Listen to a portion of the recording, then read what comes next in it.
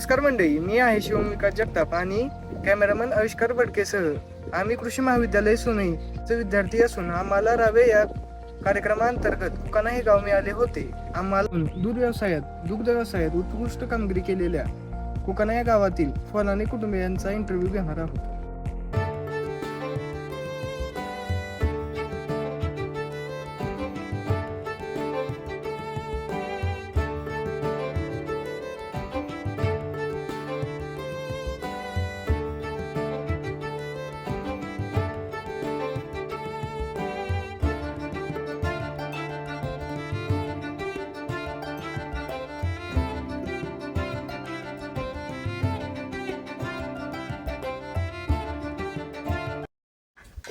नमस्कार sir.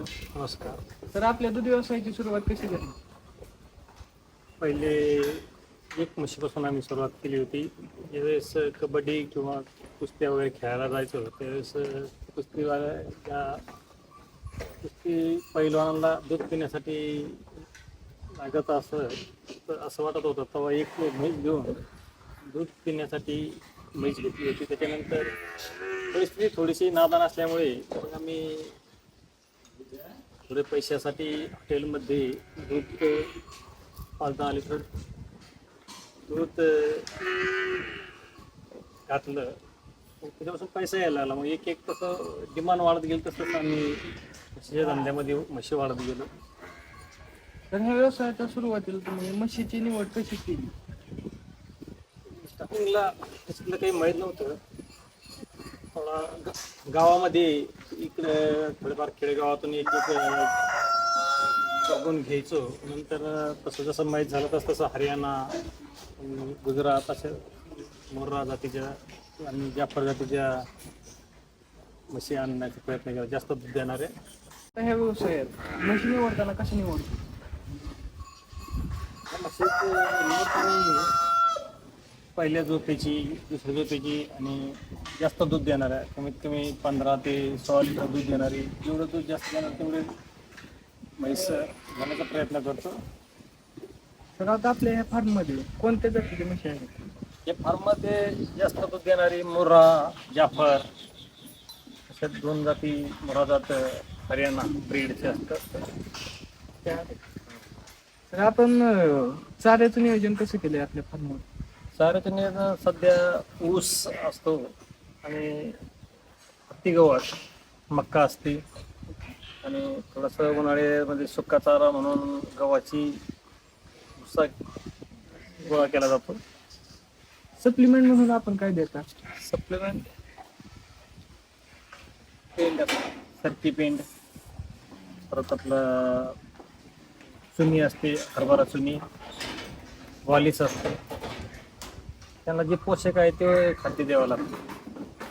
Sir आपण ह्या फार्मवरती म्हशीचं लसीकरण काय मोहीम होती राबवली आहे का?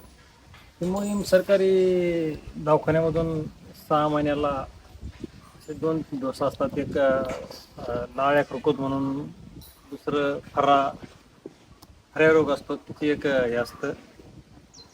2 लसीकरण दिले जातं. किती एकूण म्हशी आहेत? आपल्या फॉर्ममध्ये 50 म्हशी आहेत. त्यामागे 4 VPचे हे लोक असतात. ते पूर्ण मॅनेजमेंट, पूर्ण त्यांचं व्यवस्थापन करतात. दूध काढण्यापासून तर ते धुण्यापासून शेण वगैरे उचलणे वगैरे सगळे कामं ते करतात.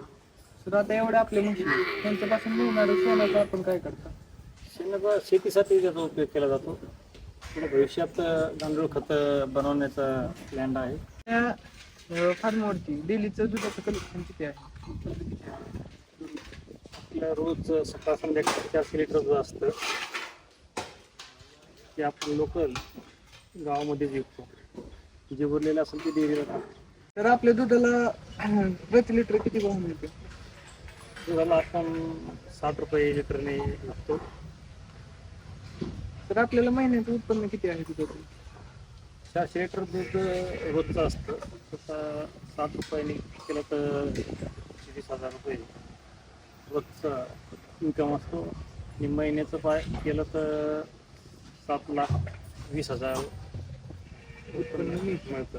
तर आता त्यातून आपला खर्च किती होतो? तरी पण चाऱ्यासाठी आणि पेंट वगैरे मिळाल्याच्या हे लोक वगैरे झालं तर 15-1 हजार रुपये खर्च होतो. सर साधारण एका म्हशीला दिवसाला किती चारा खायला लागतो? साधारण एके वेळेला 20 म्हटलं तरी 2 वेळेस 40 किलो एका म्हशीला सरासरी 50 म्हशी आहे, 1-1.5 टन चारा लागतो आम्हाला दिवसाला. त्यामध्ये मका, ऊस, हत्ती गवत असे सारे हिरवे चारा लागतो. तर सुक्या चाऱ्याचं नियोजन कसं करतो? सुक्या चाऱ्यामध्ये गव्हाचा भुसा वगैरे दिला जातो. तर आपल्या या व्यवसायाचं डेली रुटीन कसं आहे? डेली रुटीन सकाळी हे लोक 5 वाजता उठतात आणि 5 वाजता उठल्यानंतर शेण वगैरे वाढल्यानंतर घरी दूध काढतात. दूध काढल्यानंतर त्यांचं चाऱ्याचं नियोजन आणि म्हशीला धुण्याचं नियोजन करतात. त्यानंतर खाद्य वगैरे देऊन नंतर धुणं वगैरे केल्यानंतर दुपारी परत 2च्या पुढे चारा वगैरे टाकतात. चारा केल्यानंतर परत 3 ते 6 वाजेपर्यंत घरी चालतात. परत मार्केटला दूध पाठवलं जातं. डेली रुटीन हे असतं. 2 वेळेस चारा, 2 वेळेस घरी. तरुणांना काय सल्ला द्याल? नवीन तरुणासाठी म्हैस हा धंदा खूप चांगला आहे. फक्त थोडेफार कष्ट असतात, पण एखाद्या कंपनीमध्ये काम करण्यापेक्षा आपल्या घर बसून आपण कसे की 30-40 हजार रुपये महिना कमवू शकतो. आता शेतीसाठी शेणखत वगैरे आणि शेतीसुद्धा याच्यामुळे चांगली होऊ शकतात. या धंद्यामध्ये समज तुम्ही दुधावर प्रक्रिया करून दूध विकलं तर इन्कम जास्त राहू शकतो. म्हशीच्या दूध धंद्यामध्ये स्वतःचा ब्रँड तयार करून जसं आमचा स्वतःचा जय किसान दूध डेअरी फार्म आहे तसं. तर आपण आपला मौल्यवान वेळ देऊन आम्हाला एवढी माहिती दिली त्याबद्दल आपल्याला धन्यवाद.